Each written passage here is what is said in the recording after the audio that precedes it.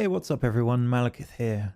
So, as many of you know, lots of announcements have been coming out recently for Total War of the various guises. Unfortunately, due to me having to move, I didn't really get time to put together a reaction video to any of them. So this is kind of a compilation of my thoughts on all of the bits going on in the Total War sort of universe at the moment. I'm fairly sure some of you aren't going to agree with it. Feel free to put your disagreements in the comments. If it just turns into blatant abuse, I will just remove them. So we'll begin with the obvious one, which is Total War Warhammer. So all that's been revealed at the moment is a cinematic trailer, so no gameplay footage, and an accompanying fact sheet. So first, the cinematic trailer, yes, it looks awesome, but in terms of what it actually tells you about the game, all it really sets is a possible insight into the factions around. The fact sheet kind of backs it up. You've got the Empire, you've got the Dwarves, you've got the Greenskins, you've got the Undead, and you're kind of assuming there's going to be chaos, but because of the way they've worded the fact sheet, it may or may not be playable. It's not really kind of detailed, or, they may behave in a different way. I guess kind of the Huns behave in a different way in Attila. Maybe something along those lines. It's a chaos invasion from the north. It's a theme that's pretty common across various parts of Warhammer. They have their little campaigns every couple of years. And it's normally one of the main story plot arcs. So beyond that, there's not really much to say about it, to be honest. Looking at the reactions from people, the big one seems to be, "Oh my god, why are you doing Total War Warhammer? Why not do another historical one?" And for anyone who's actually bothered to read the press releases or follow Creative Assembly in any kind of detail would know there are multiple teams at Creative Assembly. I don't just mean the Total War team and the Alien Isolation team. There are actually 5 teams within just the Total War component. You've got one that's obviously working on the DLC content for Attila. You've got one that's working on Kingdom, which is sort of their mobile games. We'll come on to that later. You've got the one for Total War Warhammer. You've got the one for Arena. And then you've got one for whatever comes next in the historical line. So what comes after Attila. So they're not delaying their next game in the historical vein to do Warhammer. In fact, there's a whole press release saying they've put off doing Warhammer for so long because they wanted to make sure they could develop them both simultaneously, and that now they're a large enough sort of company to be able to do that. So endless whining, of course, from people who don't like it, that can't be bothered to go find the actual information. So next we will move on to Total War Kingdom. Now I actually am allowed to put some footage up from this because it's in open beta, unlike both Arena and Warhammer, which you're not allowed to put footage up yet, and for Warhammer there isn't any.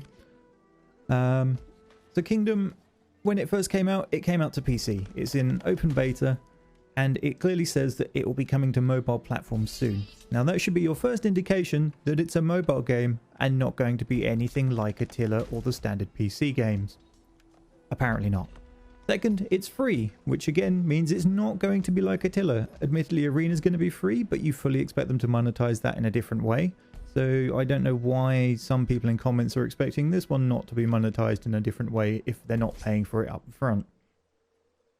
So, based on that rather obvious information on the front, it's going to be designed like a mobile game, which means you don't compare it to the likes of Attila. You compare it to the peer type games of Clash of Clans and the other kind of mobile games you get on there. Fire Age, I can't remember. The one they pump way too much advertising revenue into on the TV adverts. But looking through the Steam comments, there's just a mass of downvotes for, "Oh, it's not as good as Attila. This isn't a standard game. Screw you, CA. You're delaying our game." See previous comment, Warhammer, about 5 teams working on, different games. Oh no, they're diversifying. Big whoop. Let's throw our toys out of the pram and have a fit because they're not making exactly what I want. Jesus, give it a break. It's a different game entirely. It's designed for a different platform. A lot of the complaints of the more, sort of useful feedback are it takes a long time to get stuff done. You can't just sit there and play it for a day and progress rapidly like you could with an Attila campaign. There is a time delay on it, and that's because it's not designed for you to sit there and play it continuously all day. It is a mobile game. But apparently that seems to have escaped a lot of people. So treating it as a mobile game, how does it stack up? I'm fairly enjoying it. It's pretty much equivalent to everything out there. You tell it to do something. There's a delay until that's completed. You come back later. You just set it going again. There's battles to break it up. Admittedly, the battles aren't Attila style battles, but you're trying to run this on a mobile phone, so you're not going to get that level of detail. Do I think they could have made them a bit more in depth as opposed to just, I'm going to swap this into this lane? Possibly, but you're not looking for something that has huge in-depth amounts of time. It's a pick up and play for 10 minutes, put it back away again, which is, equivalent to a lot of the other stuff on the market. One of the other big complaints is pay to win. Now, when you go into barracks to select a new building, there should be some footage showing this on screen. You have the standard unit options, which you can, just build. And then there's a couple which are available for gold. However, you can also see they're available to craft. So yes, you can instantly buy them, and that could be construed as pay to win. But you can also, build up your economy, get your crafting resources from your sheep and your cows, which you skin or, shear, and then just craft the stuff. It gives it some longevity, so you don't have every unit unlocked within 8 seconds. Admittedly, it's also a nice revenue stream for CA for people who do want it quicker. Now, the only way this would impact you playing against other people is if the matchmaking doesn't account for it. If matchmaking purely looked at your Lord level versus someone else's Lord level, then yes, that could be construed as pay to win. Because someone playing properly at, like, say, Lord level 10 is not going to have access to those units through the crafting system, but through the gold system they will. That's assuming the matchmaker only looks at Lord level. And let's guess what they'll be doing in an open beta. Oh, look, they'll be looking at huge amounts of data as to how the matchmaking system works and probably tweaking it. That's the entire point of a beta test. Get over it. Go give them some useful feedback as opposed to crying, throwing your toys out of the pram and uninstalling. Just go, hey, look, I don't have these units. They do. Maybe you could tweak the matchmaking or, give us some info as to how the matchmaking is done. Instead of decrying the death of the world and how CA are now the next mega corporation trying to steal everything in your wallet. Apply some common business sense, people. Anyway, so yes, I quite like Kingdom. I would like it on mobile. It doesn't really fit for me as a PC game because it start, stop. I generally tend to play it another game and then say, I don't know, World of Tanks or something. When I die and the round's not over, I alt tab to Kingdom, do the 10 little bits that needs to be done there, alt tab back out. That is the way you're going to have to play Kingdom on your PC, pretty much. It's not designed for you to sit there and play it permanently. So next, moving on to Total War Arena. Now, this is currently in closed alpha. You can sign up on their website, and I would thoroughly recommend you do. It's going to be a free-to-play game, very similar in style to World of Tanks or War Thunder. There'll be a progression tree. You can get gold bought units, which is the premium currency, but they can't then progress further into the tree. They don't have upgrade options, and the standard units fully upgraded will be better than them. It's exactly like premium tanks in World of Tanks. You can buy them to get access to the tier quicker, but in the long run they don't really help you because they don't help you progress up the tree, and yeah. So we've played quite a bit of this. There was a event back in September, October at Creative Assembly's office. They had 20 people in. We had 10 people in each room. It's a 10v10 brawler for anyone who doesn't know what the game is. Just the combat side of it. There's no map side of things. You control 3 units, so no 20 stack army control, just 3, and one of those will contain your general. There are a range of generals available, and each of them level up kind of like their own separate, I want to say faction, but not. So there are different factions, but there are also different generals within those factions. You have to level up the troops within a faction, but you also have to level up a specific general and his abilities. And those abilities you can use in-game.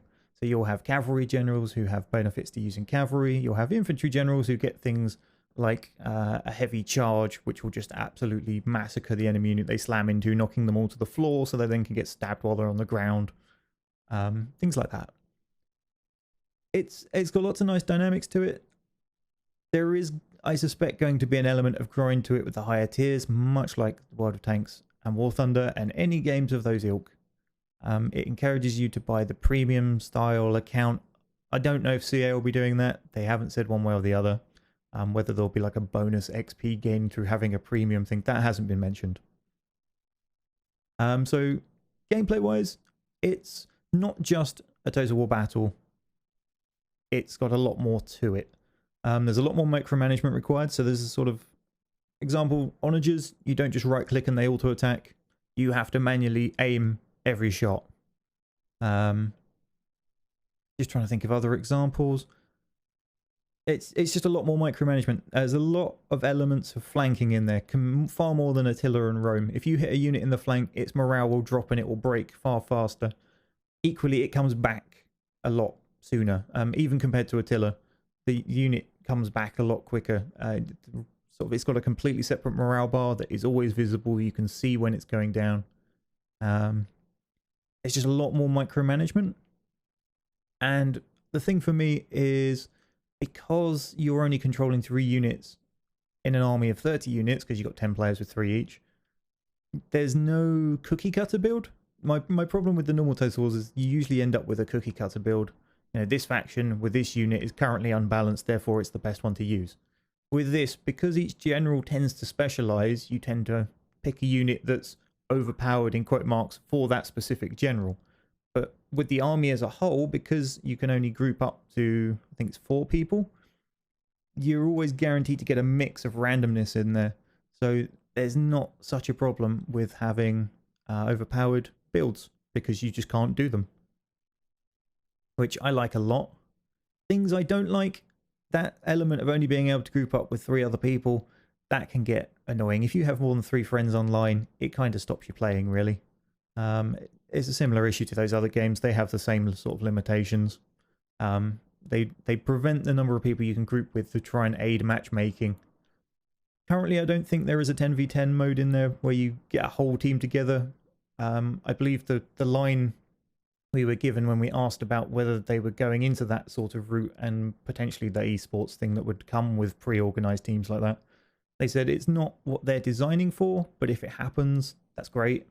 So I suspect at the end we will see a pre-made 10v10 matchmaking system, but not necessarily straight away. I don't think it's there at all at the moment. Other downsides, I don't know. The matchmaking at the moment isn't 100%, but that's because of the low population. I would say it does a lot better at trying to group you together than World of Tanks and War Thunder, who generally put you in weird groups where you don't have any chance of winning at times. The other big downside is, at the moment, this may change because it's obviously only an alpha. If you have a tier 8 general, that is how you get match made as a tier 8. Your friend comes along with a tier 4 general, you can't really group together because he will get pulled up to huge matches where they stand absolutely no chance at all. So, you know, in World of Tanks, you would roll back to a lower tier tank.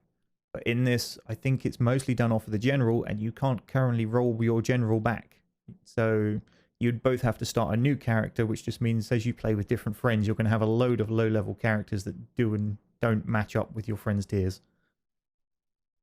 It's a minor thing. It's only going to affect a certain amount of people, but, you know, it'd be something if you could cap your general back a few levels so that he doesn't get match made against the higher stuff and doesn't have access to his higher tier units as well, just so you can sort of group up with your friend. I mean, MMOs do it where you have the mentoring thing where it matches your level. That would be a feature I would like to see. But as I said, it's in alpha, it's under development, it's going to be free. Give it a try. If you don't like it, fair enough, you know, move on. There's 5 teams, as we already said at least twice in this video. Don't worry about it. The stuff you do enjoy will be coming.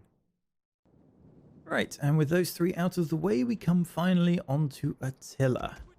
Now, for anyone who's only interested in finding out new information, new news, there's not going to be any here. This is your cue to tune out if that's all you're interested in. If you're after opinion, there's going to be plenty of that.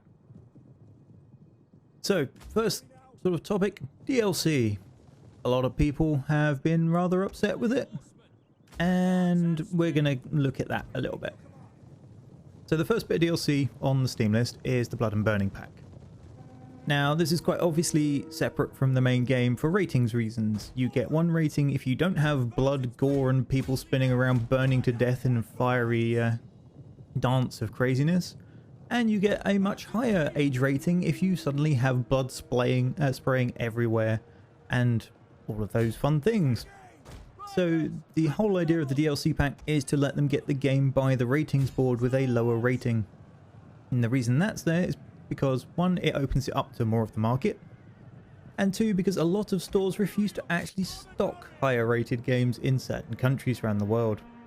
I think Australia and America, is it Best Buy? One of their store chains refuses to stock anything that's rated, I think it's R, or restricted, which is 18 plus, I believe, in the UK. I might be a bit off on the conversion between ratings between those two, but that's the why it's separate. They've charged $1.99 for it.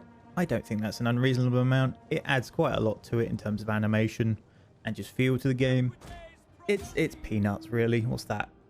Cup of coffee, and probably not even a large cup of coffee in certain places. I can't hold anything against them for doing that. It makes complete sense for them to for it to exist to begin with, and the price is totally fine. The next is the faction packs. Now, this is where a lot of people get very, very upset.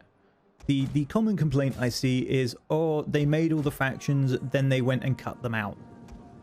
And to you I say, are you completely stupid? You clearly have no business sense whatsoever. Let's take as a random number example, it takes 2 months to make 1 faction. You can make 12 factions.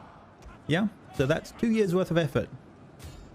You work for 2 years making no money because you haven't released your game under this hypothetical scenario that you've come up with, and then go, oh, we're not actually going to ship 6 of those. You know, we'll cut it back and then we'll sell those later. You've taken 2 years to make 6 factions at launch. The alternative is you only make 6 factions, you work for a year, you then release that. You're now making money because people are buying your game, and you're not just having huge expenses of paying all the people working on it. And then you continue to make those extra 6 factions after the game's released. Oh, I wonder where we're seeing that. Oh, yep, that's what's happening right now. So in terms of the whole, oh, they made it all, then they cut it out, that is an utterly stupid idea. And just get out. Now, in terms of the cost, you have a point. I think at £6 each, they are completely overpriced for effectively 3 factions and a bit of storyline. I would pay maybe half of that, and I suspect that's what most people who are really bothered about it will do. They will wait for a Steam sale, and then they will get them all. Probably in a Christmas sale, where there's like 70% off or something. So on the price front, I think they're priced a little high, but their existence, it makes sense. In terms of how quickly they've come out with relation to launch, that again has had a lot of people going, oh, they've clearly just made it and then cut it back. Software doesn't just roll straight off the programmer's desk onto Steam and the disc in your box. There is a period of time between it being finished at the programmer, it going through the crazy amount of approval processes, especially the release version, which would have gone through a much longer process. In the case of the release version, it then has to go to wherever all the hard copies are being printed and actually put on that disc. Those discs then have to be shipped globally. As you can see, time builds up. All of that time, the developer who originally wrote the code can be doing other stuff, like making DLC. So the game was probably, the release copy you got on launch was probably finished months before that, locked in stone and said, this is the release build. Any problems, we will put in a day 1 patch. Any extra content, these guys can go now work on and we will release later as a DLC. The people that do the quality assurance would not be the people who wrote the stuff originally. So the people who wrote the stuff originally can go make new stuff, which is what you're seeing. So it's not crazy for there to be a launch day DLC pack, which is the Viking Forefathers, or a month later there to be the Longbeard Sculpture pack. That makes complete sense to me. Working in programming, not necessarily the game development industry personally, but in terms of seeing how software releases, I can't imagine it's massively different. between engineering and game development. You write the code, it goes off to get tested. You don't take part in that testing, you go off and code something else. And yes, the new stuff would be tested as well, but a tiny little fix, you only have to test things that fix applies to. You don't have to test the entire product again, you know, full all the way through every little component, only the bits that it impacts.